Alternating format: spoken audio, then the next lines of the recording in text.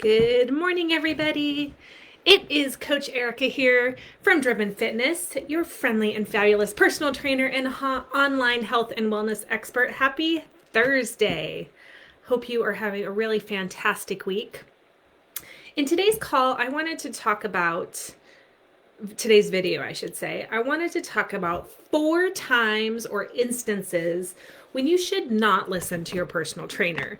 And what made me think about covering this today is that I say a lot of stuff on these videos, right? And it's all very general. We speak in generals when we're talking to large audiences because in general, certain rules apply.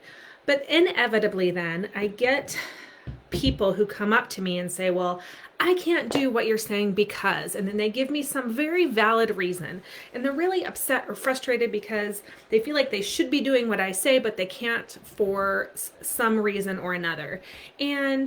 Or someone says, takes what I say to heart totally literally, and then I find out they're just like killing themselves, maybe causing, more tiredness, more frustration because they're trying to follow to the letter what I say. And so I wanted to just give 4 examples today of times when, don't listen to me. Take what I say with a grain of salt. Think about it as an overarching, large scale idea of health and fitness, and then decide how you want to apply it to your life. So hopefully you got your something to drink. I got my second cup of coffee today. It's my No Drama Llama mug. It's my favorite. Okay, let's go. I have them written here on my phone. So number 1, exercise every single day. Move your body every day. Now, in general, this is true, and I stand behind that. You need to be moving your body every day. And I'm not just talking about an easy walk. I'm talking about something physically demanding that is challenging every day or almost every day, because we spend the majority of our life doing this. What I'm doing right now, sitting. And it's not what our bodies were made for, and it is not going to help you reach your fitness goals. However, when should you not listen to me? Maybe when you are an endurance athlete and you have a really specific timeline that you're following, and there is a rest day programmed into your calendar for a really specific reason. That would be one reason you don't listen to me. A second is maybe you're tired. Maybe you didn't sleep the night before. Maybe you're going through a really stressful time at work. Your body is so tired and you feel like what you really need to do is rest, and instead you go out there and try to grind out a long run because Coach Erica said you need to be moving your body every day. It is a balance. Hello, those of you who are joining me. Welcome. Today we are talking about 4 instances when you should not listen to your trainer or the fitness pros. Number 1 is when we tell you to exercise every day. So this is a very delicate balance between pushing yourself every day to reach the goals you want to reach and to become healthy, and pushing yourself so hard that you get injured or you get worn out, burnt out, or work too hard and so therefore move backwards, right? And this is a tough one because it's a little bit of an art, learning how your body feels, what it needs, and whether you can push it or not. Some people now will say, oh, well, my body's telling me I'm tired, so I'm not going to exercise today, when really they should. So, think about it in general. You should be moving and exercising every single day, moving your body in some way. That should be a combination of hard exercise, hard workouts, easier workouts, strength, cardio, flexibility, in whatever variation you want. But sometimes if you truly are run down, you need to rest. Okay, second one. And the rest of these really have to do with women over 40. Why am I addressing this? Because as most of you know, I finished my certification in hormone balancing for fitness and weight loss. And so a lot of my programs, new ones that I'm going to be launching soon, are going to be focusing on that. And I've been talking a lot about hormones lately and what women should be doing when they're 35, 40 plus.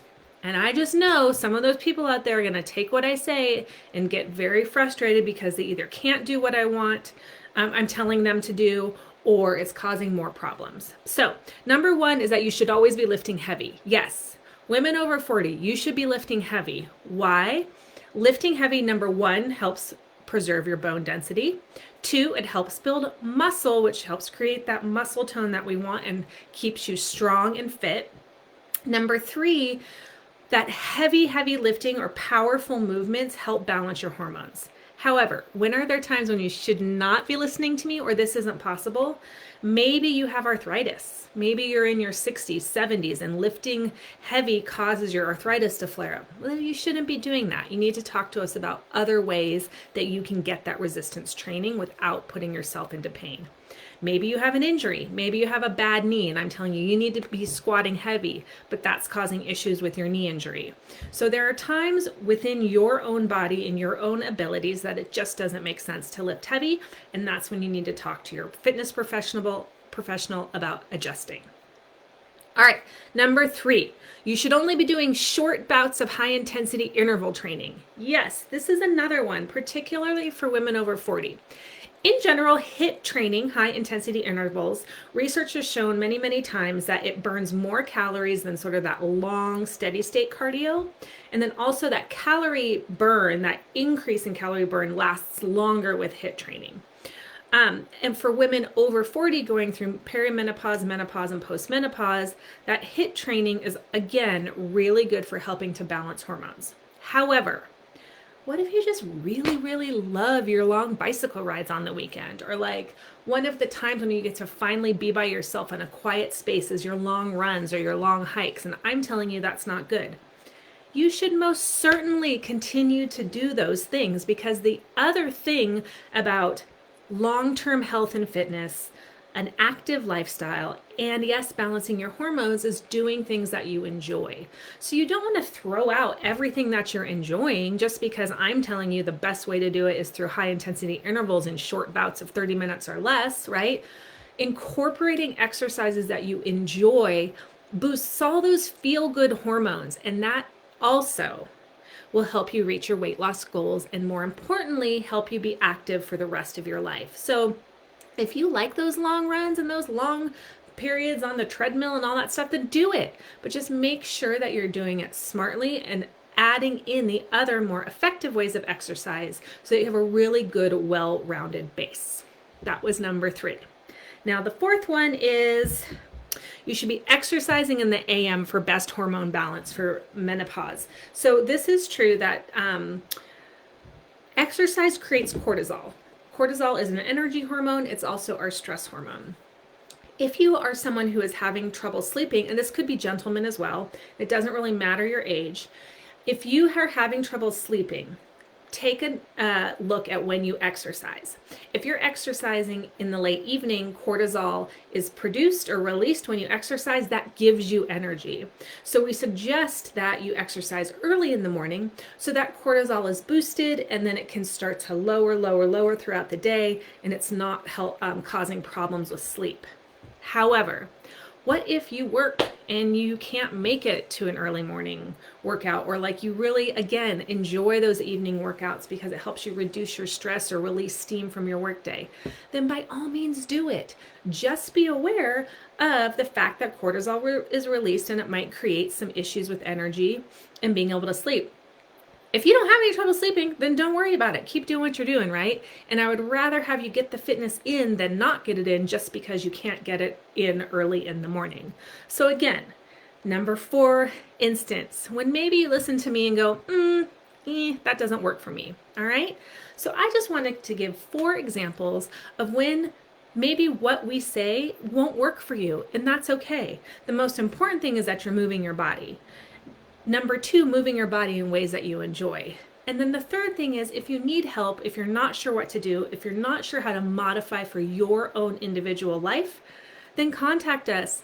Call me, DM me. I do a free virtual consult with anybody who wants, and I can help place you into a program that works for you. All right, so I hope you enjoyed this week's talk, and I will see you guys next week. Take care.